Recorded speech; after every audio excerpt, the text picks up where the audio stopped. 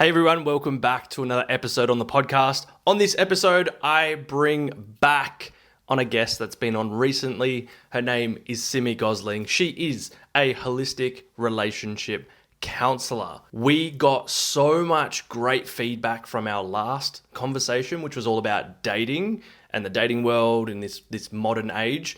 And we got a lot of views on a lot of the reels that we made as well. But a lot of people started asking questions about what about the people that are in relationships and how to navigate those types of things. So I invited Simi back on to share in a conversation about that because she does this for work. She helps people navigate the challenges in relationships. So some of the things we dive deep into are how to create conscious and healthy relationships, compromise versus sacrifice, conscious versus unconscious, your attachment styles and how they play out when you meet someone and you start to date someone, why you should stop listening to the generic relationship advice that is on social media. Just because it went viral does not mean that it is good advice. How to create healthy boundaries and what to do when someone in the relationship is growing and the other one's not, or when the one person it wants to improve and work on the relationship and the other one's just not on the same level. How to navigate that. And I think these are all such great points, and there's so many examples that we share, and we share from our experience of relationships in the past, and it's just a really fun conversation. So if you're in a relationship or if you want to be in a relationship, this is all awareness, right? It's us learning and becoming more aware so that when we do go into these situations, we are better equipped. And I know for me, it's just given me so much insight into my own relationships and how I can show up in a better way for me, but also for the other people. This is a really powerful conversation. I hope you enjoy this. Before you start listening, if you could, wherever you're listening right now, just drop a subscribe and a like and go follow on Instagram, The Conscious Podcast. That would mean the world to me. That's all I'm going to say. Thank you for all your support and enjoy this episode. Simi, welcome back to the podcast. Yay. I'm so excited to be here. Yeah, I'm excited to have you. There's not many people I ask back on for no other distinct reason, but there's a reason. I'm your favourite. Yeah. Sorry if I've offended everyone else that's been on once and hasn't been on again. But hey, we had such a great time last time. Thank you. We were like, let's dive into some more stuff. Yeah, and I feel like last time we navigated a lot towards dating, but I think it's also a great opportunity to share with some of the listeners about relationships. Being in relationships and navigating that fun world. Yeah, that turmoil. Yeah. So we've asked some questions from people on Instagram. So, if you're not already following, you should be, because we put some stuff out for people to drop in their questions. But I guess one thing that on my mind that I would want to know, and I want to know, is where do we learn our relationship styles? Is it what we model from our parents, or is there a different way that we're learning how to operate in relationships? I think that's a challenging question because it kind of depends on what you mean. So we learn our attachment styles, of course, from our primary caregivers. We can pick up our conflict styles based on our previous past relationships. It all comes from different angles. And a huge part as well that in a positive sense, we learn a lot from our own behavior and a lot from our own inner journey as well. So depending what angle you're particularly wanting to reflect on, it's kind of a compact of your whole life journey. So it's not necessarily just what you've seen as your parents. Correct. Yes. Yeah. So generally, particularly in your attachment styles and the way that you respond to a lot of stress and conflict will come from either parents or past relationships, and particularly negative experiences, because they tend to stick and rewire our little nervous systems a little bit more. But yeah, it can really be a lifelong journey. Yeah. I think one of the things that, I reflect on and look back on is maybe that we're talking about this on our walk, the first relationship we had, and maybe there was, all the right and wrong things happened in there, how much that impacts us moving forward. And then we almost have that little bit of fear in our relationships because we're like, what if that happens again? What do you tell people that are having that fear of holding back because they're like, that might happen? There's quite a few things that you can actually do to like work through that. But if you particularly notice that those patterns are repeating, and particularly in a self-sabotaging kind of way, really sitting down and doing your shadow work and doing your somatic practices. For those that don't know or understand, when you go into your breath work and you go into your spinal energetics, you're giving your body an opportunity to process all the unprocessed emotions and really kind of not release them, but actually integrate them and get rid of that visceral hold that they tend to have on you. Because I know for myself, before I started doing the work, I had some from when I was 16, 17, and I first started dating, that I was like 27. I was like, don't you do that to me 10 years later, you know? But it does. It sticks around because our body doesn't know the time concept of that it's now, unless we physically show it, it's safe, that it's safe to let that go. So what do you see people struggle with most in relationships? In relationships, it's very, very tricky. I think there's such like a nuance between learning to go through our life journeys as an individual, and we learn all these tools like self-regulation, how not every thought is a real thought, and we learn all these skills, and then we kind of go into this relationship and expect it to be easy, and like, oh, if we just fight, I just self-regulate, and that's not actually the case. Self-regulation is, yes, a part of it, but if you look at like so many of the studies, it takes so much more than that to have a healthy, happy relationship. You've got to then learn these skills of compromising. How do we manage like conflict that's constantly repeating itself? How do we manage these new scenarios and life challenges? How do I manage and allow them to be where they are right now and honor where I am at the same time? So it becomes this dance. And I think that that's difficult for a lot of people because we've very much as a society become this self-functioning machine, if you will. And we've learned how to be independent really, really well. But now how do we go back in with a new level of awareness and actually integrate some of these tools that we can do it together? Yeah.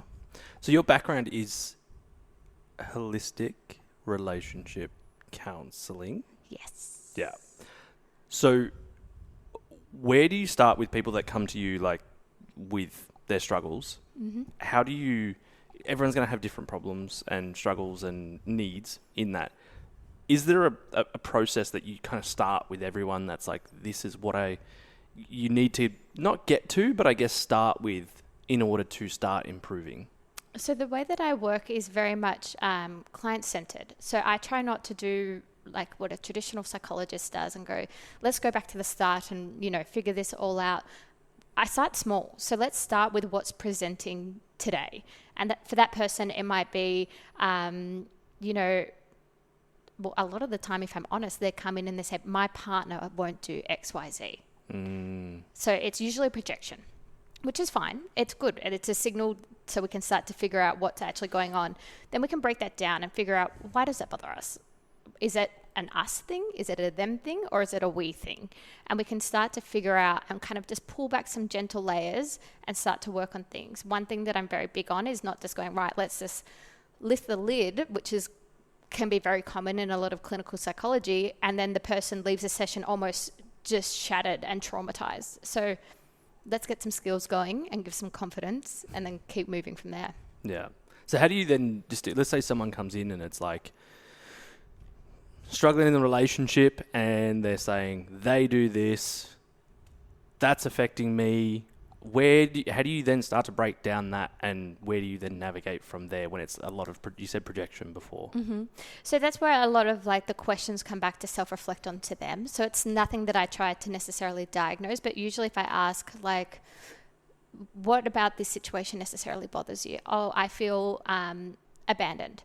Is that a common thing? Have you felt that way before? And then usually we can kind of start to get some answers and figure it out from there. Because you said before, you said compromise and sacrifice. Like what's the difference between compromising and sacrifice to make a relationship work?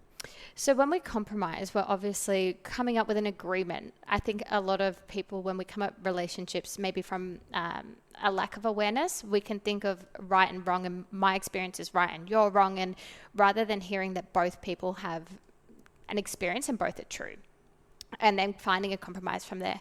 Then there's what I call sacrifice. But there are times when you have to go, you know what, because I love you, I'm going to fucking do this right now. You know what I mean? But again, it's such a nuance because it's like you want to do that in a way that's loving for them, but also loving for you. Because if we're constantly the ones sacrificing, we lose that dance. We sacrifice ourselves. And I feel like especially like from my experience and what I've heard and had conversations about is we all come into a relationship with our own set of expectations of like, this is what I expect the relationship to be like. And I expect this person to know my needs, give my needs. I guess there's that side of, yes, your needs need to be communicated and met. Otherwise, you're going to feel like, well, my needs aren't getting met. Why am I in this relationship? It's not a relationship or a very loving one. But where do you see people, I guess, struggling with that in terms of like coming into a relationship or being in a relationship and being like, you're not meeting my needs versus how can we meet each other's needs together? So that's one of the most difficult things, I think, when it comes to relationships. People don't realize the constant dance between interdependence and independence. I can come in and be really codependent and say, you need to fix all my needs. But then if I go too far the other way, then I'm completely independent. But we need a little bit of both so that we have our co-regulation and that healthy balance. Yeah. So it really comes down to just, being able to communicate that, and also just, it is a journey, like learn, okay, how much is too much? And every dynamic is going to be so different because you've also then got people's wounds and they're trying to come through this and that. And yeah, I wish it was black and white and a simple answer, but it's really something that you learn through doing, if that makes sense. Yeah. And I guess what do you see the normal things that you see people struggling with that come to you? Like what's some common threads that you see, even in just your friendship groups and stuff like that, not to mention names, but like what's some of the things that you see people are struggling with that you want to provide solutions for? I think when it comes to like the most common things is, I think for a lot of us, we've kind of gone, or as a collective, we've gone through this massive healing journey, and we can figure out, this happened to me and it gave me anxious attachment. It gave me avoidant. And then we kind of go into this relationship and we're trying to apply that. But also on top of that, there's so many different micro behaviors that we're kind of just forgetting about, that we don't realize how much are impacting our relationships. So is our ability to let them be in a happy headspace there? Are we able to allow that person to be who they are without controlling the narrative or trying to, really try and be sneaky in our behavior? And I think that's where you have to learn to be very, not self-critical, but self-reflective of what's going on internally within you, and also be honest with yourself, because everyone falls in a little bit of a habit of playing a game, whether we like to admit it or not. There's times when we're like, oh, what happens if I poke the bear there? You know what I mean? So it's like, okay, like, why did I do that? Like, what was that serving within me? And keep going with those little micro behaviors, because they tend to have a big impact. When I see a lot of relationships start to break down, it's often because of constantly putting yourselves into a sympathetic dominant state without any proper resolution. So that's why you have like your divorced couples. They come into a room by the end of it and they can't even look at each other, and they've trained their nervous systems so much that that person's a threat. And all these little micro behaviors and micro games, and it's very dysregulating under the surface. Yeah. So then how, because I'm guessing this comes back to like what people have learnt throughout their life. I guess in a relation, like from my side of things, is like in that relationship, if people have learnt so many things, where does a couple start? If a couple are listening right now and they're like, we butt heads so much, we're not getting to this point of, resolution with things, but we just stay in it and continue it because that's, what's expected. How do you then... There's two key points to this. One, if you're at a point where you are just absolutely gridlocked and you are seeing each other as just threats and it's not comfortable, you can't regulate together, you need to have what I call a circuit breaker. And that's literally both consciously being like, let's leave this right now. where it is and let's go watch a comedy show. Let's go away for a weekend. Let's go and do an activity together that's not trying to solve and figure and sort everything out, and allow yourselves just to come back down to earth a little bit. And then once you're in that place where that kind of high emotional state is switched off and you're able to cognitively process a lot better, then have a good communicative conversation. On top of that, though, there are always going to be things that never fully resolve. And what do we do? Like, you know, how do we figure that out? But it's natural. There's no point in this world where every single person is going to agree on every single thing every single time. It's not reality. So then we want to switch to how do we manage the conflict then? Because we can disagree in a loving, caring way and learn to manage the impact that this has. And that's a very different situation than constantly agreeing, if that makes sense. Yeah, because I guess if you're constantly agreeing, then there's that bit of you that's like, maybe you're always that sacrificer. You're always like never sharing your needs or wants or how you're feeling in those certain situations. So yeah, it's interesting because it's like bringing up stuff from my past of like, yeah, I remember doing that. Yes, yes. Can you relate to me? Where do you think I learn all this, guys? Lived experience, yeah. Half lived, and then it's funny, when I did my holistic relationship course, I didn't lose a single point. And I actually got Student of the Month, and I knew it because of my own shit. But how do you know so much about this stuff, Simi? Well, I fucked myself over, and then I had to learn this. So I speak from experience. But yes, I did study as well. It's really interesting. I guess it's like, for me growing up, I've only had, a few relationships. I'd say there's only been 3 sort of main serious sort of ones, and then dated in between. Where I think I've had these conversations with people around me, and just observing is, now with social media, now with lots of people talking about relationships, and there's a lot of black and white information, and people, will get on the reels and say, if he does this, leave him, or if she does this, leave her, or this is how a masculine man should be, or how a feminine woman should be in a relationship. I think people feel very under pressure in a relationship to be all these things. Like, how do you feel in this, like, seeing all these things coming out and so much information that's just kind of bombarded on people? It frustrates me. And this is a conversation that we've had before, and a huge aspect as well of why I took a step back from JAR. In a way, there's so much projection within the space of, well, this is how I got to that point and this is how I got to that journey, so this means it must be right. So then applying that to everyone is actually more damage than good. I remember there was like this one thing that went quite viral, and everyone was talking about, you need to do a weekly check-in with your partner. And you got to sit down and you got to ask about your relationship and ask how it went. And I had so many clients be like, this is making me and my partner fight so much, because it's just almost like creating issues where there weren't issues. It's like, oh, well, actually, let me think.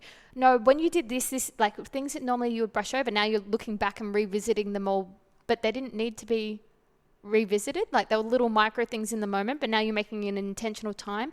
So it's different, because for some people that might be a huge success. For other people, it's not. You can't apply the same thing to every relationship. What a masculine man should be in a relationship is going to look very different in a heterosexual relationship versus like a homosexual relationship, or someone who's from an Italian background versus, Australian background. And that's okay. It's all about finding your own healthy boundaries and values in your relationship, and figuring out who you are, and then figuring out what would complement that, what you would like. You can't live and I know it's rich of me to say, because I could then go onto social media and part of what I post and do is the same thing, but you can't live your relationship values externally. You can take some of the advice and listen to it, but if it doesn't align with you, you've got to know enough of yourself to go, actually, I appreciate what you're saying, but that reel's not for me. Yeah. Yeah. And I've watched stuff where I've you can go from Andrew Tate side of things and very kind of vulgar and like direct of like, it should be this way, the man should do this, and this is what providing looks like, and XYZ. But I'm also like, that doesn't resonate with me. And, being a father, having a small child, and even just like lifestyles, right? I went and had coffee with my friend this morning, and they have a very different lifestyle. Like, both working, little child. Do I agree or disagree? This is going to parenting, but like agree or disagree on their lifestyle. I used to be like, I think, this should be the way, but I know that came from my parents and the communities and social groups that I grew up in. They have their views, and they say, like, there's times where they share with me, you should be doing this, or like, in the relationship, you should focus on this. And it's like, cool, thanks for your opinion. Like, I respect that. But also, does that resonate with me? And knowing that everything is so unique. Like, my journey is unique, let alone the relationships I have are going to be so unique. I've found myself on social media sometimes being like, because I respect the person, what they say, I'm going to listen. And they've said, it's this or this. And then I've found myself going in the situation, no, they did exactly what that person said on social media, so that means I cut them off, or I do this. And it's like, I don't think it has to be that harsh. No, it's not black and white, it's really not. And I think that it can be a really terrible pitfall to fall down. And I've even caught myself falling in it sometimes and being like, well, did he pull out my chair?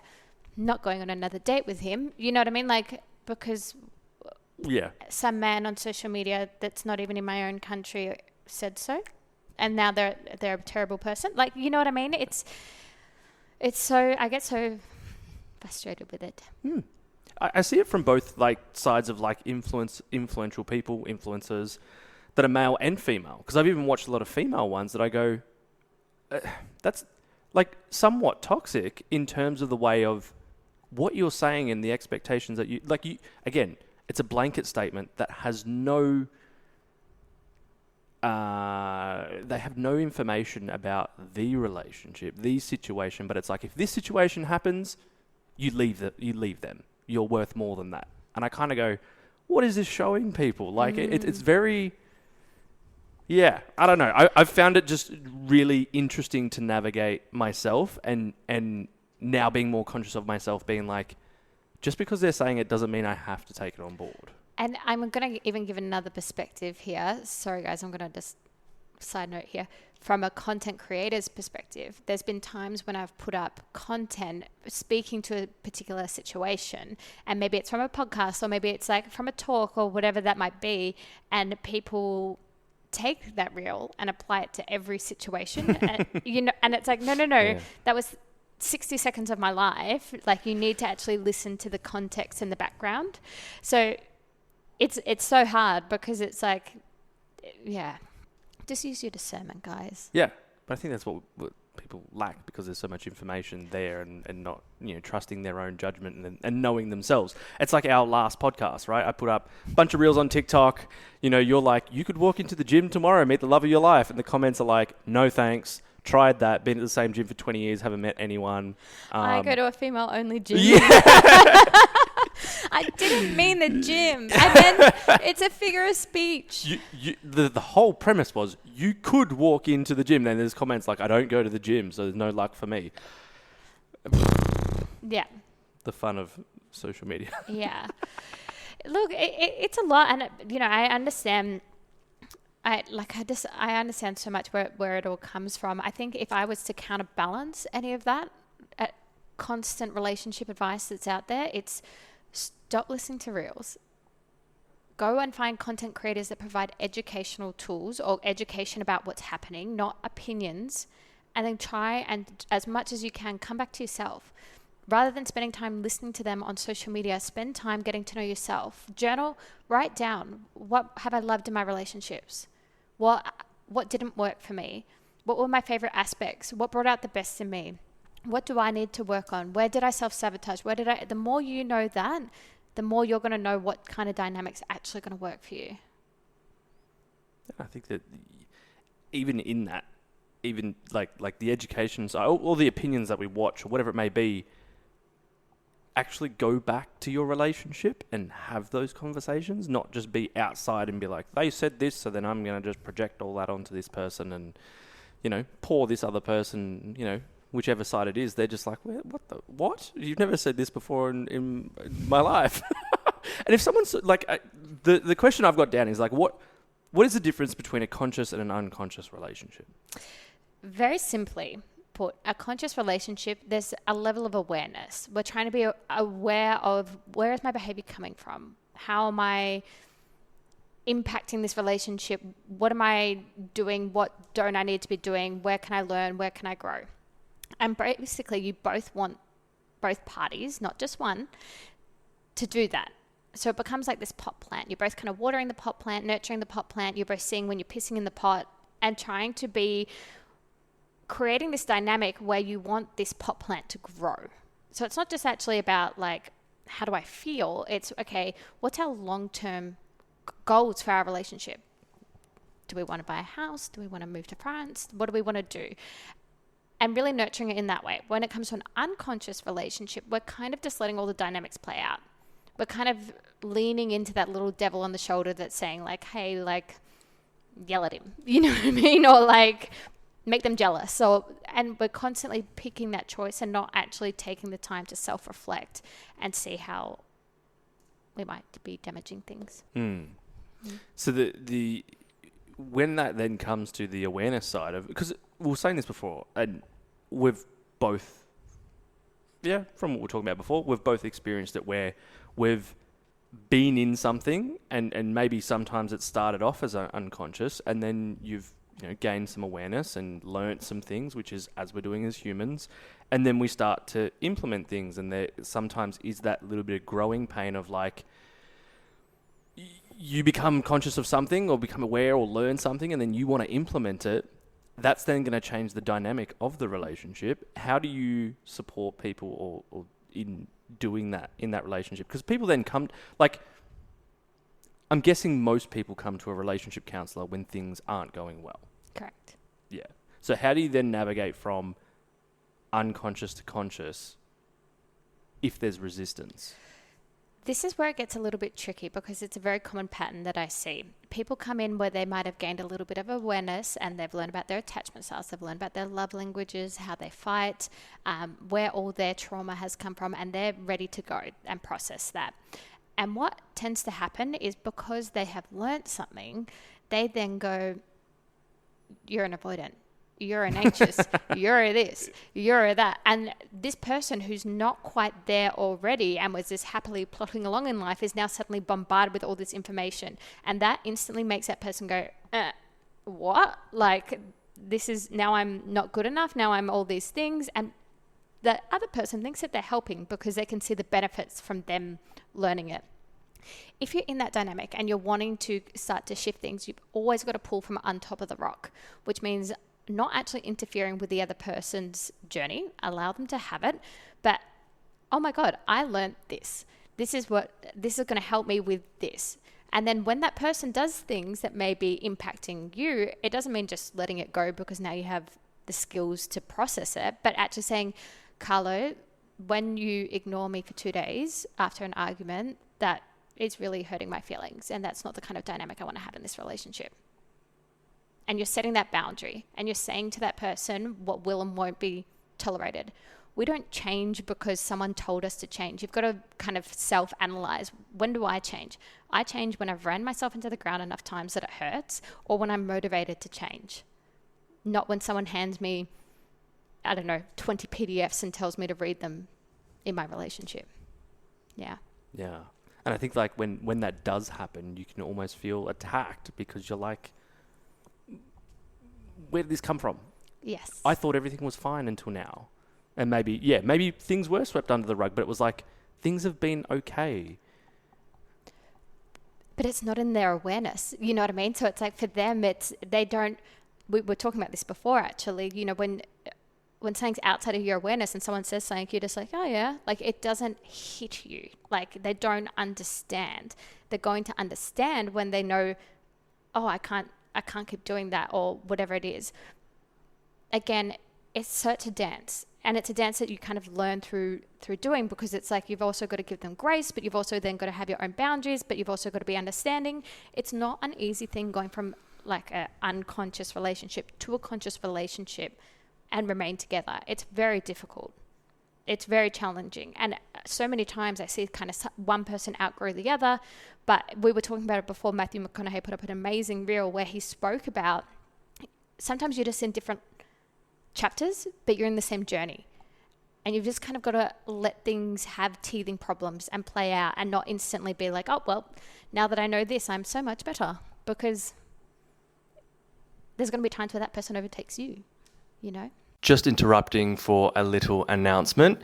I have not got an ad for you of a product, but I do have an ad per se of me and all the things that I am launching in the new year. I have so many exciting things coming to you. I have my mentorship. I have my Conscious Blueprint program. I have events that are coming up all around Australia, but also online that you can join in and plug into. My big intention for 2025 is to help people thrive, to empower them, to elevate their mindset, their beliefs, to create and live a life that you want to. And now is the time to do that. And I've created basically the mentorship and the community that I've always wanted to create. If you want to be a part of a community that keeps you accountable, that is supportive, and that you learn and grow along this journey of life, because things happen from time to time, and having a space where you can navigate all of that with support, with growth, with education is super important, what I've found in my life anyway. So if you're wanting to know yourself on a deeper level, if you're wanting to love yourself on a deeper level, if you're wanting to be yourself authentically in 2025, head to carlocirillo.com. You'll see all the things that I've got coming up. You'll see the mentorship, you'll see the program, you'll see my events, and you'll see the free masterclass on how to create your empowering vision for 2025. I'm so excited, one, for 2024 to end because it's been a shit show, but two, for 2025 to start, because I just feel with the intention that I'm bringing and the energy that's coming, we can create the best year of our lives. And I want to do it alongside you. So if you're interested, go check it out. The links are in the show notes below, and enjoy the rest of this episode.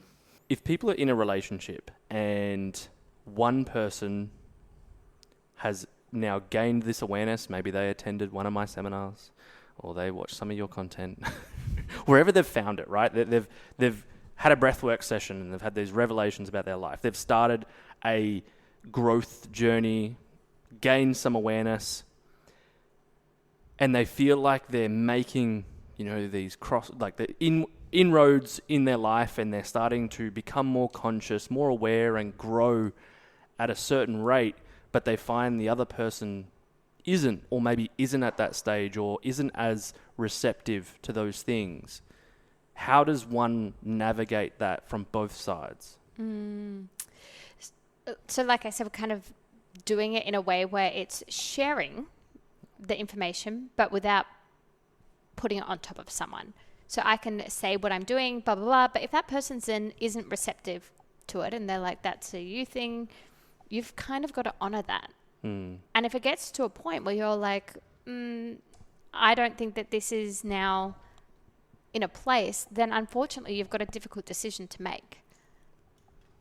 I wish, it's such a commonly asked question, I wish I could give you some magic fairy dust that gets them on the journey with you, but the way that you learn, it's similar to what we were saying about the relationship reels. The way that you learn and the way that you got there isn't going to be the same for them. And it's quite arrogant of us to assume that we can control someone else's journey, unfortunately. When we're on the other side of that and it's we're not very receptive to it, you've also then got to have your own boundaries in a way. If it's something that's not for you, it's not for you. Yeah. And I think that's I've seen this happen in my program, for example. So I used to run, it's evolving now, a program called the Conscious Blueprint, and majority female come into it. And if they're in a relationship, they come in and they, start to learn about themselves. They go through forgiveness and gratitude and know their values and purpose and create a vision for their life. There's been times where I got messages from their partners being like, you've changed them. What have you done? are you sleeping with my partner? And it's like, whoa.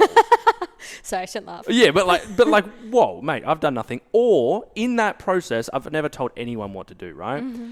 They've realized who they are and what they want in life, and it doesn't necessarily, go with what they've been living or who they've been with, and they've decided to step away from that relationship. Mm-hmm. And that's where I normally get the nasty messages or the phone calls, and it's just been like, I don't tell people what to do, but obviously they've had a revelation.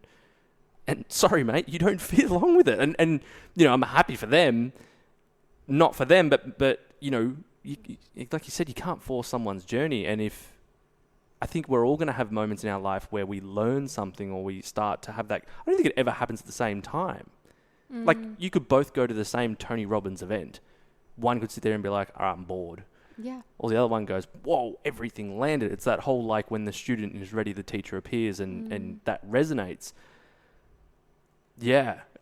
It's a tough one. It's interesting because I would say 75% of the people that come to me and they say, my partner won't do the work, and that's generally why they're booked in, and this is what I'm wanting out of the dynamic, and they're not there. And I bring that awareness and that focus back to them, and let's go through your stuff and let's focus on you. It almost gives them the confidence to step away from something, and that's not saying that I guide or that I tell them to do, but they might realize at a certain point, it's usually, I'll say to them, well, you've also now got to have boundaries of that behavior, like I said before. And they go, oh, but I'm scared to do that because they might leave me.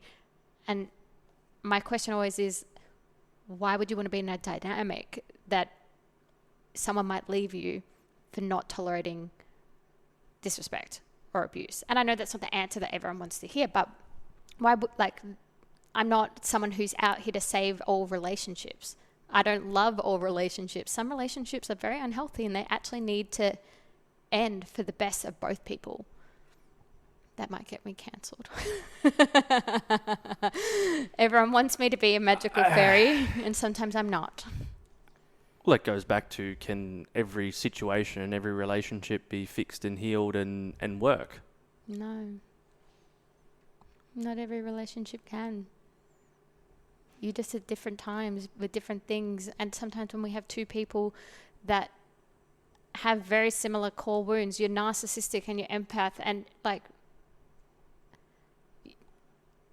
that's a very difficult situation to put two people in and go figure it out. Mm. I think that's what, when you're in a relationship and, you're not seeing a counsellor or whoever for support, it is tough because you're just like, what do I do? Or you try things because you read a book or, watch a reel and you're like, I'm trying these things. What have you seen or learnt the benefits of having that third party come in to support? The way that I work is I don't see couples. I actually work with an individual. But do you work with both individuals? I can do, yes. Oh, but so they don't come to you as a couple, like... And that, for me, is because of the style that I work with. So for me, it's very much about processing somatically what's going on with you and what's going on with that person.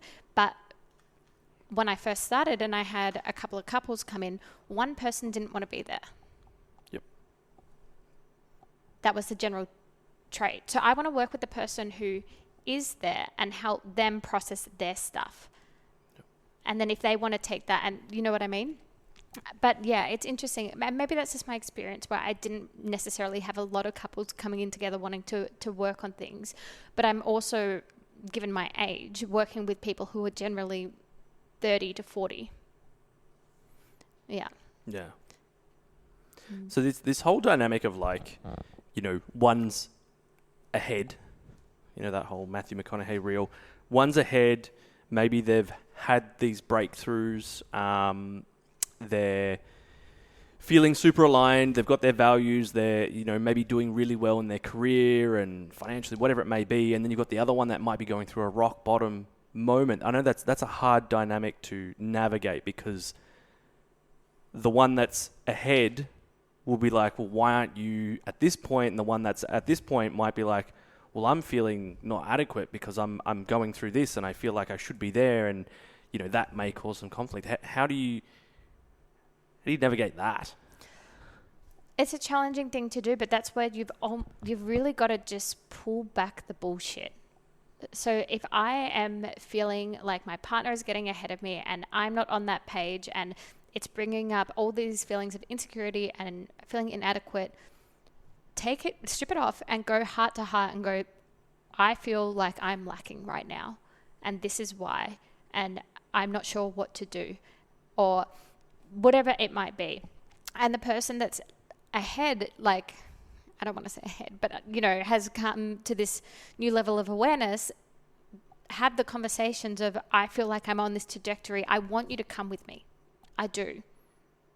Is this something that you would be open to? Is this something you want to go down? And then you can kind of make an informed decision for the long-term health. But it's such a tricky dynamic because it's just, you can't force someone. And then also you can't make a decision off the cuff because there's kids, there's, houses, there's all these other situations that are involved in that as well. And I've seen these dynamics play out in some of my clients and people that I've worked with in terms of stereotypical. The female has, found themselves and they're working towards this thing, and they're doing things that are very different to being a stay-at-home mum of what they have been before. And they're now stepping into, coaching or whatever it may be, their business and all of that. And you've got the kind of stereotypical husband that's just worked the same job and they're like, I don't get any of this stuff. I don't even have social media type thing, where that created a bit of resistance because it was like, you've never done this. I've never known this person. The person that was, growing and whatever new levels of consciousness is going, you need to be up here. And the other one going, that's not what I signed up for. This is not what we got into the relationship with. And as we know, like, our values are going to grow and evolve, and, when are we ever going to be on the same path? Like, we could be the same age, born in the same place, but, Saturn return, or whatever. Things are going to happen at different points.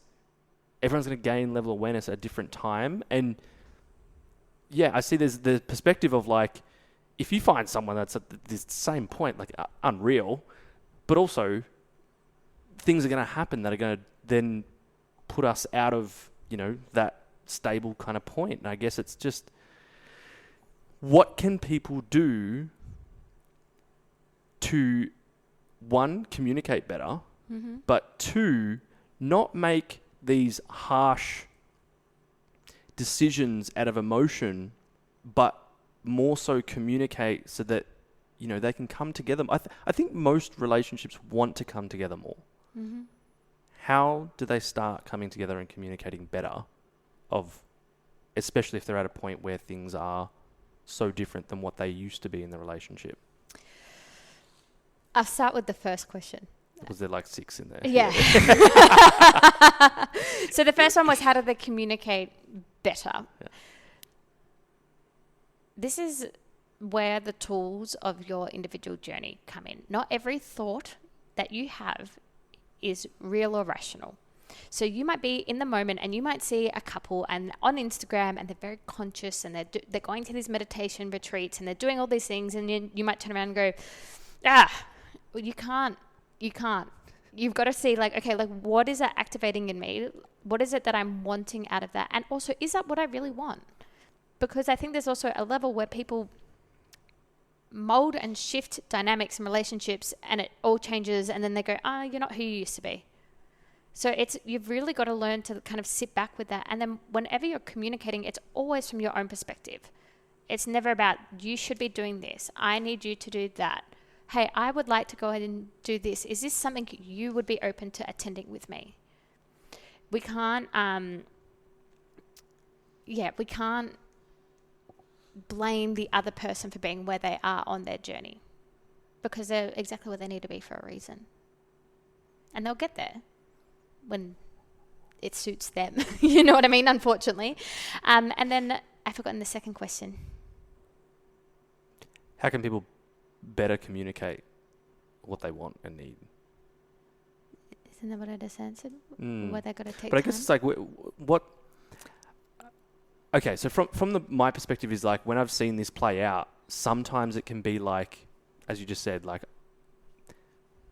could be at the dinner table having dinner and just like out of nowhere, I'm feeling this because of what you did. I'm doing this. It's like, is there a right time and place, a way that's more of a soft, gentle approach? Because I know there's emotion that gets in it, and you know, thank you social media for like stand up for yourself and say this and speak your truth. And it's like, yeah, but don't be a cunt about it. This is where it's challenging, because I like to say you want a dynamic where you can try and communicate most things, but not at any time. Does that make sense? So I want to say most things, not everything, because not every thought is real. Not every thought I believe. My emotions just made me feel that way for a split second. It's not truth to me or you. And then not at any time. So is Carlo about to go and host a podcast? Yes. Not right now. Does he have a work meeting tomorrow? Yes, it's a pretty big one. I probably should leave this. Constructing these conversations in a way where, you know, emotions are low and there's space. And you've got to approach it in a way where it's like, I want to have a bit of a difficult conversation with you, but I love you and I care about you and I want us to do our best right now to see eye to eye. And all of these things, you know, there's a million different ways where I can say to people, say it like this and say it like that. And it comes down to that simple thing of what we were saying before, where you have to know yourself to speak from your own heart and know your own dynamic to speak from a way that you know is going to be best received by them. I wish I could give a perfect little template that would suit everyone and there wouldn't be an argument, but it doesn't exist. And there's going to be discomfort around that conversation. Let it. Good communication isn't about both of us sitting there perfectly regulated and figuring it all out. It's being able to sit in the discomfort and still be kind and loving and seeing and hearing the other person. Your nervous systems are still going to spike. How can we recover from that in a way that's great? What I've noticed in my own experience is at the times where it might be so heightened and I'm like, I really need to say this because it's urgent. They just did that thing, or, you know, I'm feeling really, emotional because this has been happening and I'm getting to the, you know, my point of explosion type thing. For me, leaving it a few days, even the text message, writing it in my notes, and then just leaving it there. Because sometimes, well, our body, our human nature is to just react to a lot of things. And I've fallen into that in relationships where it was just react. Just, you know, if they've sent a text message, then I've got to send the text message right now. Whereas it's like, I can think about that. And then when I write it in my, this is not advice, this is just what I do. But I put it in my notes. I look at it later after I've, you know, done whatever I've needed to do. Because sometimes you do have other things to do. Maybe you're at work. Maybe you've got, you need to show up in those moments. Deal with that later. I don't think everything needs to be solved in that moment straight away. Because, like, you know, we have time. Every time I've done that, I've allowed myself to think at it from all perspectives. And I've also gone back and gone, if I said it in that way, that's coming across as such an asshole. I can write this better. Actually, even better, I can have it in person. But these are good notes to have. And if I had sent that message that could have been miscommunicated, misread, misinterpreted, and that could have led to something even worse. So there's a reason. I'm learning from my mistakes. Yeah, Carlo.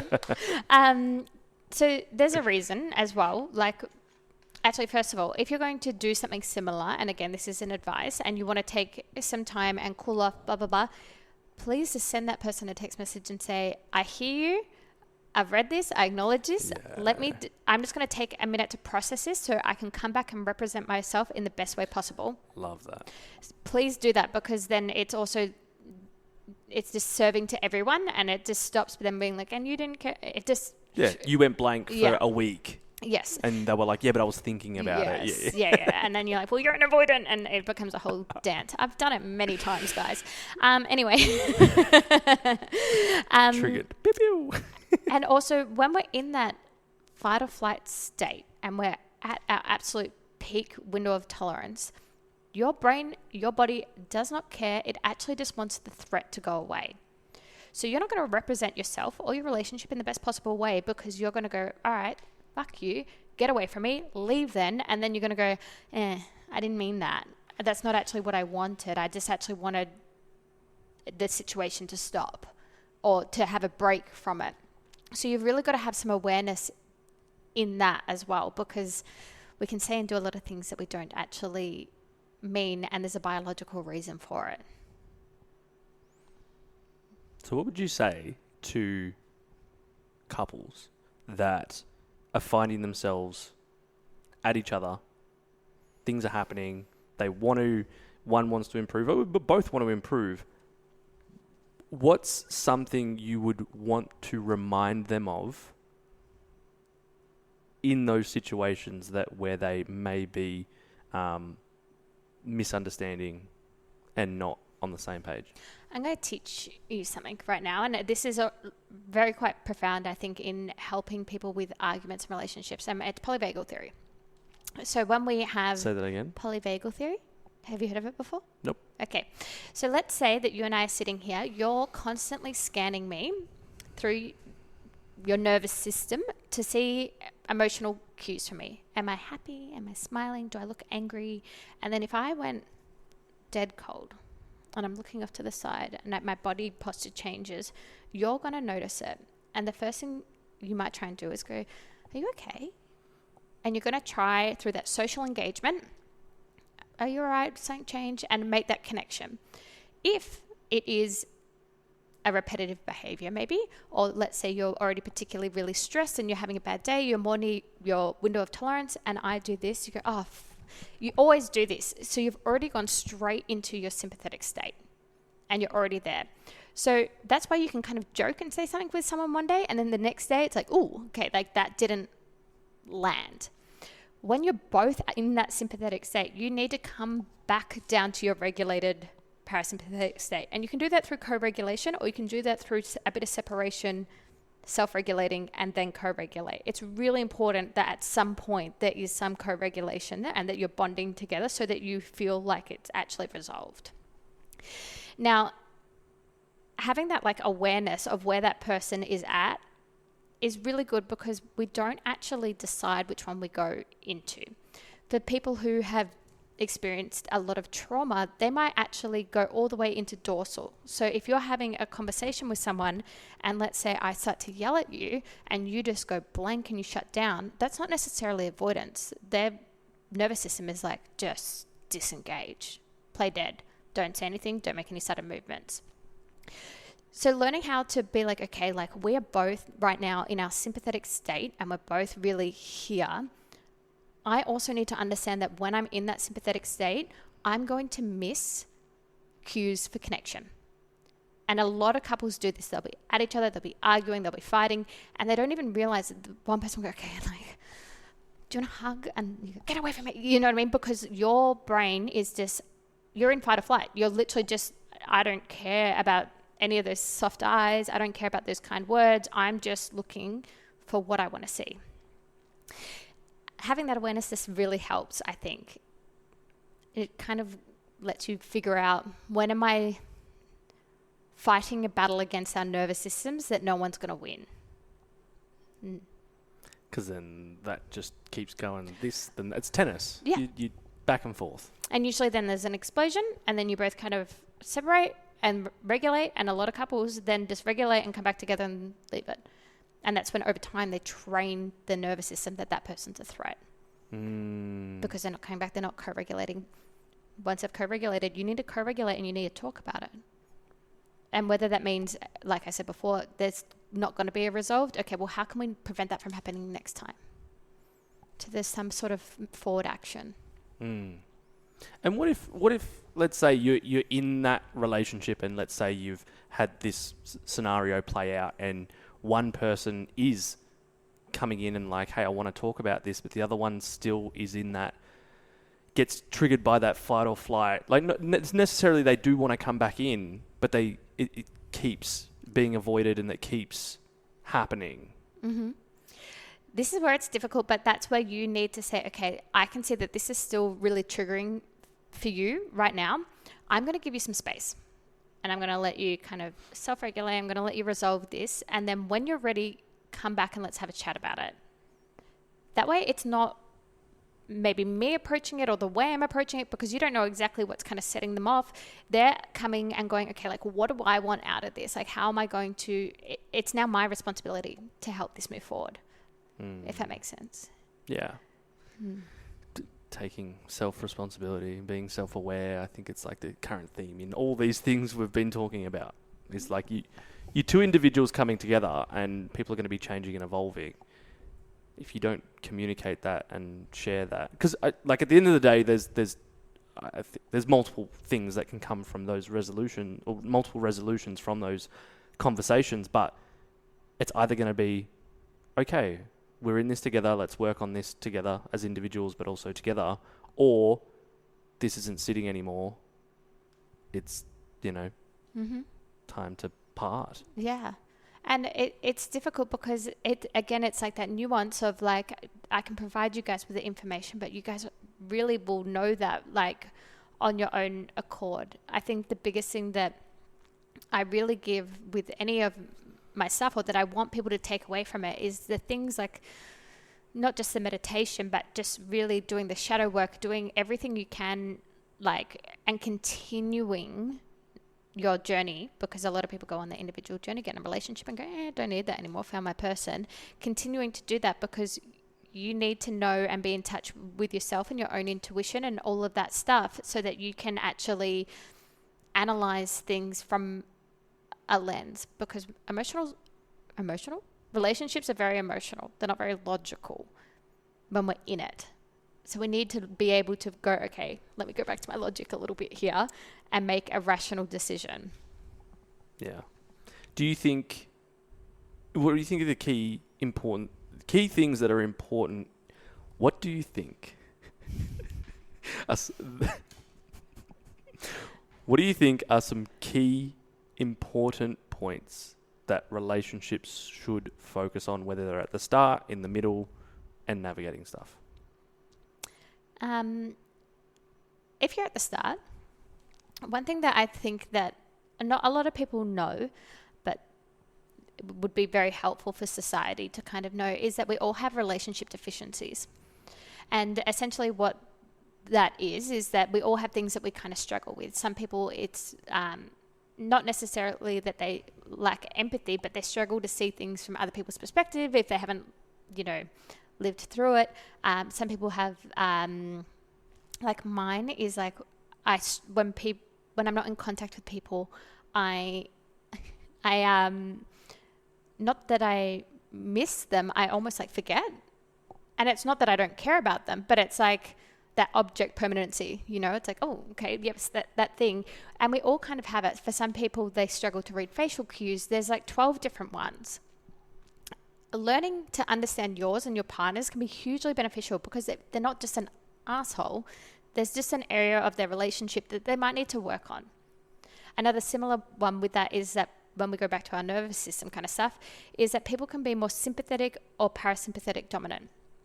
That has nothing to do with attachment styles. That's just where they operate during the day. The people that are more sympathetic are more high energy. They might get more anxiety easier. People who are parasympathetic are, you're, whatever, man. Oh, I don't care. And they're more likely to fall into like the depression and that kind of state. Understanding where your partner is actually going to really help your dynamic more than you think, because for the person, I know if I'm constantly up here and I'm bubbly and I'm so happy to go to event after event after event, and I'm trying to drag someone along that with me, and they might be more parasympathetic, it's going to be way too much for them. And I might pass off them being blasé as not caring. So there's some good little things at the start that you can kind of start to learn more about, rather than just, I think everyone's kind of gone on the bandwagon of just anxious and avoidant, but there's more. There's so much more to learn. If you're in the middle of your relationship, that's generally, it's interesting, because I would say the middle, which is quite a pivotal point, is after the honeymoon period. And after the honeymoon period, we're really presented with this choice. And it's either we are going to fight to constantly try and get back the honeymoon period, or we're going to accept that we are now growing into a mature, healthy love, and that there's going to be times where it doesn't feel amazing, and that we're going to realize that we're both human, and we're both going to fuck up, and we're both going to project, and we're both going to yell, and all these things are going to happen, unless you're Gundy, which I don't think any of you are. So like, it's like, you know what I mean? Like, there's going to be, we're humans, we're human beings. So you have to be able to have awareness of that transition and be willing to just kind of go with that and know that, yes, it might not feel as satisfactory as what the honeymoon period felt, but there's such a deeper, meaningful connection that can be built in that. And also, your honeymoon period is predominantly just different hormones because we're animals and they're designed to make us mate. So you're fighting biology. So it's natural that it kind of goes away at some point. How do you revisit or rekindle that honeymoon phase? It's difficult because it's always going to be a little bit different because you're not going to have the huge rushes of dopamine and oxytocin. But one thing that I love to share is that if you kiss for 6 seconds or you hug for 20 seconds, it releases oxytocin. So if you keep things fun and passionate and playful, that's all going to really kind of help with that. And I think that that's like a huge epidemic that I constantly see is now that people have gone through their own healing journey, they come into this relationship and they're so serious. And I think it's also an age thing as well, where it's like, well, I might have a baby with this person, so we've got to, and they forget to play and have fun.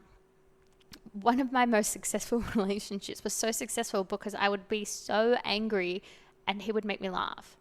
And we were able to kind of like resolve it from that. But it was like, and we'd go back to it, but it just was that circuit breaker in the tension. That's super important. What would you say to someone listening right now and they're sitting here and they think they're like, I've been here for months, if not years.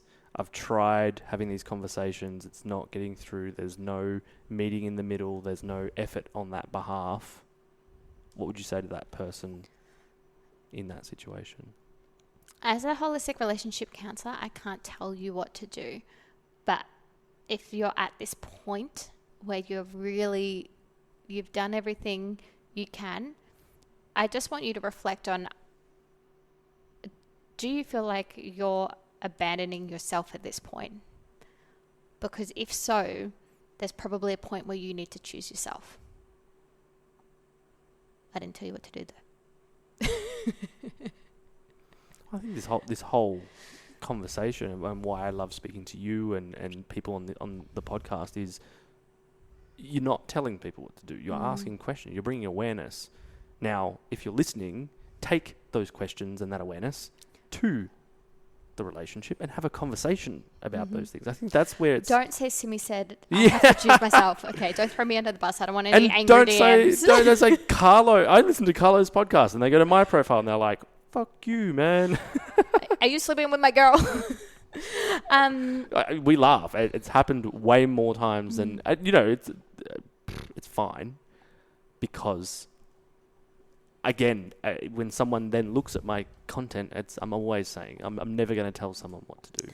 I think it's a threat. What will be powerful is maybe if I share this from my own journey, is that there have definitely been times in relationships on my journey, and particularly as I was becoming more aware and going into the space of being a holistic relationship counselor, etc., where I was kind of the one who was always dragging the person. And when I look back, the pivotal moments where I ended up choosing myself and like I didn't have the self-confidence necessarily to walk away from the relationship. There was still a lot of work that needed to be done within me because I didn't want to be alone. Every single time I look back, I am so proud of that Simi for picking herself. Just so proud of her because it just grew her into a place where I won't entertain things that don't serve me. And not that everyone needs to serve me, but you know what I mean. So yeah, I think if you're someone that's like at that cusp of like, do I stay? Do I go? Are you staying because you don't want to be alone? That's probably a good question to reflect on, because if the answer is yes, that's something to really consider. It's going to make a great reel. They always yell at me when I don't say, like, love is love and we're all going to love each other. Yeah. But I think that the fantasy is that everything just works out. And, you the Cinderella, you drop your shoe, you find that person, and, we never hear the after story of Cinderella and all these other people. Did they not have any fights or arguments? Did they operate from a regulated nervous system? This is what I always say to people. If you want to believe that, there's this one person and you meet and you figure that all out and it's just perfect, great. Believe that. Do that. But in the meantime, if you want to double your chances, just start to do some of the work and reflecting on yourself. And then if that works out for you, great. And if it doesn't, we've got a backup plan. It's not going to happen. And this is this journey of like that, we're on and we're teachers of is, we share content to help people become more aware. Mm-hmm. If you're more aware of yourself, then you'll know. And again, I don't think there's levels to it, but there's definitely a maturity to it where you start to then go, this is me and my needs and wants and attachment styles and all this sort of stuff. And then you're another human being with your own experiences and needs. If I want to be in a relationship with you, I have to honor that, understand that, and not come into it with, here's all your negatives, or we don't exactly align the exact same person. I think that would also annoy me if we were exactly the same. But it's like, I don't know. This is how I look at it is, one, do you really like this person? Because if there's there's going to be things you don't necessarily like, but if you hate certain things, it's probably not going to end well in the long term. But like, you come together on those similar values. And I know that if you are, and I've been in this situation, if you're not communicating and have communication as a relationship, where are we going? Then there's going to be one person always like, what is this? Mm-hmm. Why am I here? Like, do we have a similar vision for this? If not, then, you could have one person that's like, I really want to have a family and settle down. And then one person that goes, no, I don't want to. I want to travel. And it's like, okay, they could work, but what trajectory is your life at? Mm-hmm. And I guess that's the dating side of things. That's the last podcast. But, that evolvement can happen in a relationship. But asking these questions, becoming aware, and then having the conversations, I think we can over communicate more at the right times. It's so nuancy, isn't it? Yeah. Like it's so. Because social media shows that if you're in if the relationship is great, you should be going to Pain and Sip every weekend. You should be, posting all these things. I look at social media and go, if someone's posting too much about their relationship, it's not going to last. And I know that's a very blanket statement to make, but I've been right nearly every single time, because it's like, we don't need to see it. One, you can share photos. I'm not saying that, but if it's overhyped, what are you trying to make up for here? Mm-hmm. And I think that in my life, just in my own personal life, the less I've shared to everyone else and in my relationships and dynamics, that I've just had those communications and worked out whatever the next step is, the more that I've been patient in these situations and reflected on myself as well as, what's happening, but also looked at myself and looked at, what's coming up for me and all of that, the more these dynamics and these situations have not so much worked out, but have been less chaotic. Yeah.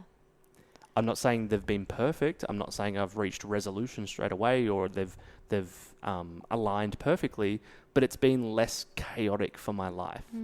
Whereas when it was fire and it's like this, that, and there's probably going to be moments of that in your life, that didn't work well for me, and it affected every area of my life. Whereas now it's like, just, again, ask those questions, become more aware myself, but, communicate.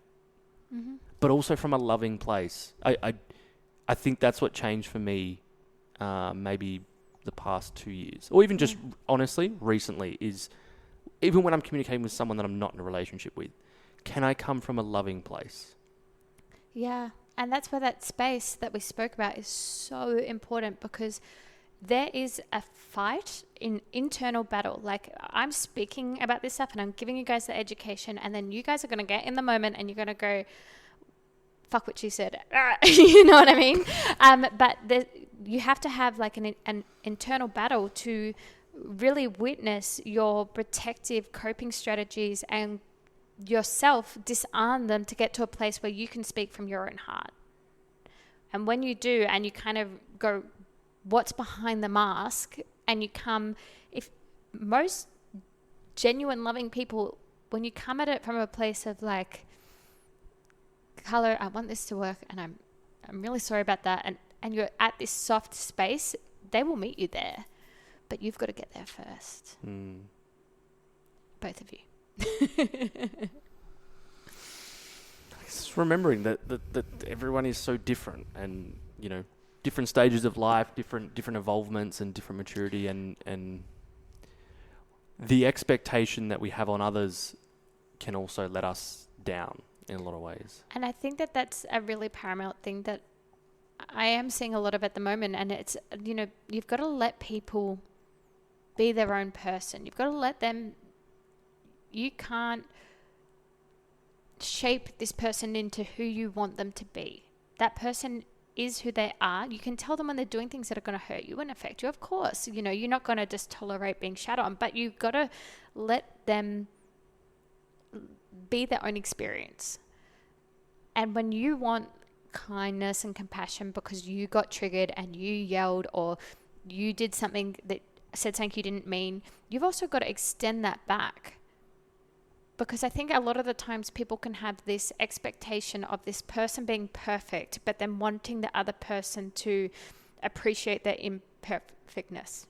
You know what I mean? Like, if what you want, you've got to give. As simple and as cliche as that sounds, it's really, really actually sit in that for a second and think about that.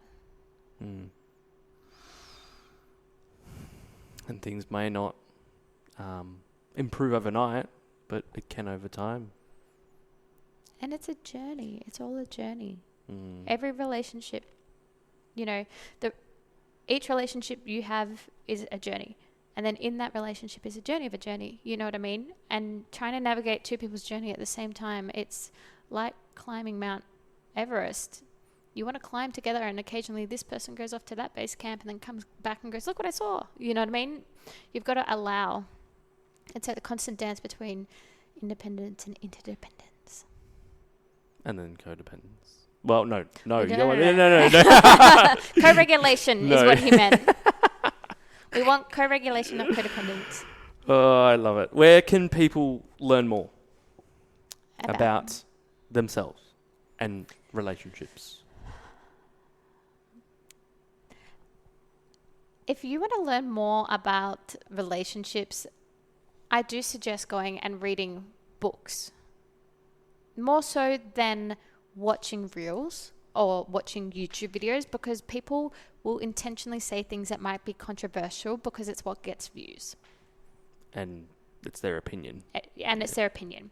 So if you're wanting to learn more, go and read a book. Go and really actually listen to something educational, read something educational, learn to understand what's happening. And then also, on top of that, and I know I've said it a million times, please keep coming back to you. Keep doing your own personal journey within all of that, because then you're going to have the discernment to know, okay, this issue is me, this issue is them, this issue is us, and you'll be able to navigate that in a lot more fluid way. The signs of a healthy nervous system is flexibility. So the more you do that and you're flexible, even when it's challenging, the more beneficial it is to both of you. Love that. Another amazing chat, Simi. Thank you. I don't want to go. I like it here. See you again in 4 weeks. No, but I love this. And I think that because relationships are such a big part of our human experience, this is something that I want to do regularly. And I want, if you're listening or watching, make sure you're following us because and ask questions. Like, come in and ask, because the more questions that I get, I can be like, Simi, come join me. And honestly, let's have a discussion about it. And honestly, I love doing this kind of stuff. For those of you who might be from JAR, you might have noticed I've taken a bit of hiatus, and that's obviously a reflection of the whole projection thing that I've noticed going on. So being able to come into this space where you can actually hear me talk and I can break down the nuances with Carlo, who's an amazing host, is just absolutely amazing. Call me a hostess. Hostess with mostess. No, so it's so much more fun, and I think that you kind of actually get more bang for your buck rather than a 60-second reel that might not be tailored to you. Yeah, and I think those that have listened before and know me and resonate with my work is that I will not bring someone on that says you need to do this, you must do this, and it's that polarizing do this, one size fits all. And that's why I appreciate the work that you do and resonate with it, and I love having conversations with you because it's one, you come from an educational background, and I want people to learn from that, not watch a reel from someone in America that's just had a opinion that goes viral. They finally got in a healthy relationship and suddenly they're a relationship coach. Yes. Yeah, that is lots of different industries where that's happening, but the just because, and this is it goes to a lot of different conversations, but just because someone's got that reel went viral does not mean that that's great advice or education on something. And I think it always goes back to that discernment. It's been a common theme on the podcast recently, but take what has been discussed on this episode and sit with it. I think the biggest thing here is start to raise your consciousness or open your consciousness to, okay, I can ask myself some questions to get more clarity on situations for myself, but also in this relationship. And, I wish you all the best with whatever situation you're in. And if you need more support in that, don't come to me. That's where you go to someone like Simi. All I'll do is be start at those foundations for yourself. But I know it can be tough navigating relationships because dynamics are so unique. And I think that's one thing I want people to remember is that every relationship is so unique because you're unique. The dynamic's unique. The scenarios are unique. You may have a child. You may not. Something may come up, a new career, a new, someone might grow at a certain rate and all of that. So it's just, don't compare and discern what information you listen to because your situation is unique. Mm-hmm. And also, most importantly, your trauma and your wounds are unique. What's going to mean a lot to you might not mean a lot to other people. Yeah. Wow. Where can people connect with you, Simi? Where are you most active? In my life, living my life, yeah. In one of my millions of channels I've got going at the moment. It's a lot, guys. So there's Simi.Gosling, and that is where you can find me as just a bit of a social media fun practitioner thing if you are into that kind of thing. However, if you want to reach me on a relationship level, jar.academy. Awesome. Mm-hmm. Beautiful. Well, until next time, Simi, thank you. Take care, everyone. Peace. Bye.